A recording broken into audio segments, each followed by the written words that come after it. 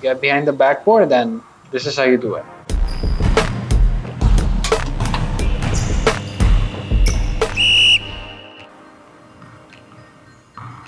Episode numero dos, Bowler Nation. Today, I'll show you more than 10 different ways you can shoot and how you can work out your signature move. Plus a little bonus at the end of the video. So let's get to it. Let's start with some textbook shooting, shall we? This is what a normal coach would make you start with. Basic rules are straight line, elbow to knee, and hips pointed at the basket. Shooting arm release at around 80 degrees, and your weak hand is just to be there just to support. Now, also the wrist, remember, this is really important. Your wrist has to be loaded, it's called loaded, so that you can kind of flick it. And I call it flick the wrist. So it goes in a little bit better, and it's a physics phenomena that's, it basically makes the ball go through the air more quickly. And I don't know, I used to take physics back in high school, so that's like Coriolis effect. I don't know, maybe you can correct me in the comment section, but it's something like that. But I gotta say, most basketball players know that shooting is like a fingerprint. Everyone has kind of a different way of shooting. I'd say start with the textbook, and while you're practicing, find those little tweaks that you're getting more and more comfortable with. So, I see some NBA players, they move their hips a little bit to the side, they stick their elbows out a little bit. It all has to do with their body physique. So as you can see, mine is a little bit different too. Let's get into shooting drills with a pretty easy one. Use one hand, aim at the top corner on the glass, flick your wrist, and extend your arm just like I do. This is just to get acquainted with your shooting arm.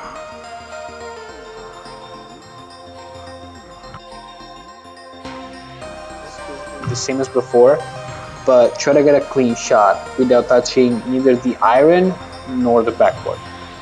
So far, keep the textbook technique in mind and see how consistent you can be. Again, it's really important to extend your arm, flick the wrist. Also, little tweak, try to get your strong side a little bit forward. So as you can see, I'm a righty. So my right side and my right foot is just a little bit forward.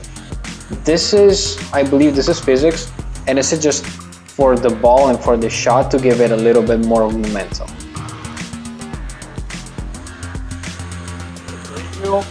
Pick up the ball from the ground. Don't bend your back, just go down in a squat position, pick up the ball, come up fluidly and shoot. As before, a swish is what you should try to get every time. Major key alert in this exercise is to feel your body moving like a spring, starting from your toes to your fingertips. This is a really important exercise if you get it right, because this is the blueprint for every single shot you're gonna make in your life. Rhythm is the key. Rhythm is fundamental. If you don't have rhythm, you're really unlikely to make a shot. Now, the release point should be around your chest. So when you get the ball and you pick it up, as soon as you go up, keep it on your chest level. Not too low, not too high, right there. Okay, now let's move a little bit away from the basket and let's start with some mid-range game. I know I'm gonna sound old for this, but I believe in today's NBA and in general with kids or players, when you meet them for a pickup game, it's super underrated. Now everybody just wants to be like Steph Curry, they want to jack up threes, be some kind of freaks, shoot from the stands and make it. But I believe a solid overall offensive game is great to have. Anyway, starting from the top of the key, pass the ball to yourself to one of the two elbows on the free throw line. Once you catch it, just shoot it. Now, jumping and having a rhythm is really important. Stars to have an immense and tremendous amount of points, because getting it done and getting yourself ready before the shot makes the difference. And if you can't, put a chair in front of you. It may seem nothing, but an obstacle can simulate a contested shot. Now this may look the same, but in reality, shooting off the dribble and catching and shooting are completely different kinds of shots. You know, some players feel better shooting one way more than the other. Now, the exercise is you dribble towards one of the two elbows, then you make a crossover, you dribble towards the middle, and you take a shot.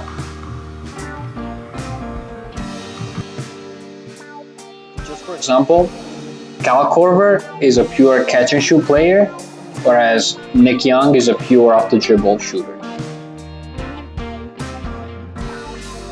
Okay, now this is the same as before. Just start from the wing and basically pass it to yourself toward the middle. This is just to feel the different spots on the floor and shoot from different angles and different positions. Now I know this may look not necessary to show again, but this is honestly basketball. Like, it's really a lot of repetition. It's a lot of try to get things thousands and try them thousands and thousands of times. But, and this is, I know I'm sidetracking, but I know a lot of YouTubers and a lot of people out there that just say, oh, how to increase your range, like one of those crazy videos with, you know, the like last 10 minutes, and they have the answer to everything. And in 10 minutes they tell you that you can be Steph Curry, and you have like a magic potion, like a cheat code to shoot from wherever you want. Now I'm gonna give away the little secret, but this is one of my favorite go-to moves. You start from the wing, crossover, and move to the baseline. It's always important to stay in rhythm and in balance, and not to shoot a fadeaway or something of that kind, because the fadeaway is something we're gonna discuss later. It's a different topic. By now you're probably starting to notice, and it's a little hack that I want to share with you guys, that when I shoot off the dribble, sometimes I tend to kick out my leg. This is actually a thing that most NBA players do, and they use it because the extra weight keeps the center of gravity as center as possible. This is to avoid, even when you're forced to take crazy shots, you can still kind of pull that off by keeping yourself in balance, as balanced as possible. Very important for everybody to try several times. Shooting off a fast break has a different rhythm and tempo, so master that as well. The secret recipe is to control the inertia coming from the running motion. That's gonna disrupt your shooting mechanic and most likely your chances of getting a bucket.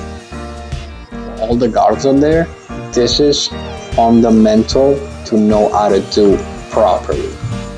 It's kind of like one of the situations where you're coming off a screen and you gotta knock it down.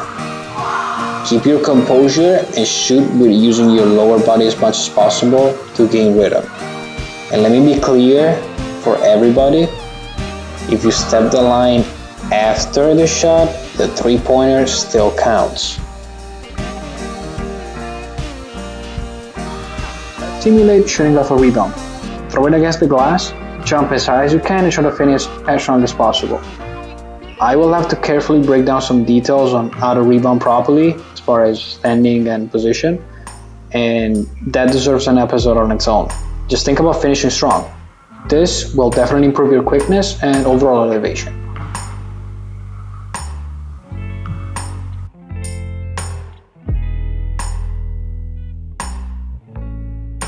You guys have no idea how this is so simple but yet so effective. Pump fakes are really valuable moves to know. Little trick though, don't lift your whole body. It can mess up your flow. Just fake it using your arms, and it can be more than enough to make your defender react, because this is what we want to make the defender believe, that we're shooting. Oh boy, do I love the jab step. This is to make the opponent think that we're about to dribble. Once you see a fall for it, that's the split second you gotta take advantage of. This takes a lot of skill and ice cold blood, but it can be a good way to get back at someone on the court. Trust me, it works.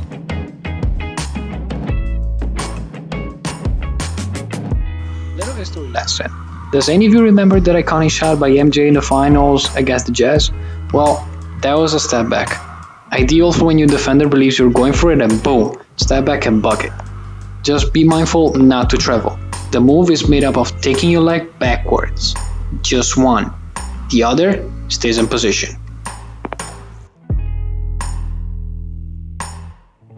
This move, called Kiki move, was named after its creator, Kiki van der Vergen. I hope I pronounced it right. But now more than anybody else, James Harden made it his signature move, combined with his little three-point shot. In essence, just bounce back with one leg and go back into position. Be careful to have the right release while shooting because this shot tends to be in your body out of position. Coolest trick in basketball, the fadeaway. If you want to do this move right, it will take a lot of time, a lot of patience, and most of all, a lot of muscle. So don't be afraid to hit the gym. While falling back, try to push your shoulders forward and kick your leg out. It may help you stabilizing your body. But honestly, this move is to be crafted and tailored to your own body. Alright, also, if you've noticed, I had a young man that was helping me with the shooting. At one point, he had to ask me for a one-on-one. Now, I'll shut up and I'll show you what happened. Bballer out.